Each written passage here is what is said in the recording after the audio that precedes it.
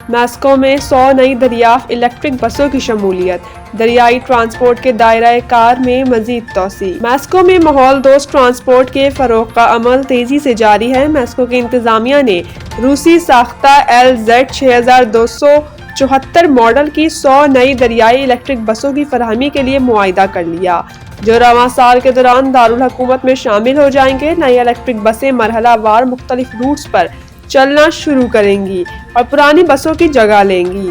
Moscow کے نائب mayor اور محکمہ ٹرانسپورٹ کے سربراہ میکسم لکسوتوف کے مطابق 2018 سے دارالحکومت میں روایتی بسوں کو جدید روسی ساختہ الیکٹرک بسوں سے تبدیل کیا جا رہا ہے۔ اس وقت ماسکو میں 250 سے زائد شہری روٹس پر ماحول دوست الیکٹرک بسیں خدمات انجام دے رہی ہیں، جبکہ میئر سرگئی سوبیانن کی ہدایت پر ٹرانسپورٹ نیٹ ورک کی مزید توسیع اور جدید کاری جاری ہے۔ دوسری جانب ماسکو میں برقی دریائی ٹرانسپورٹ بھی مسلسل ترقی کر رہی ہے۔ اس وقت دریائے ماسکو پر 3 باقاعدہ الیکٹرک روٹس فعال ہیں، جن میں کیفسکی، پارکفیلی ژیل، پیچٹینکی اور نووسپاسکی ژیل شامل ہیں۔ ان روٹس کی مجموعی لمبائی تقریباً 29 کلومیٹر اور اب تک مسافر 30 لاکھ سے زائد سفر الیکٹرک کشتیوں کے ذریعے کر چکے ہیں۔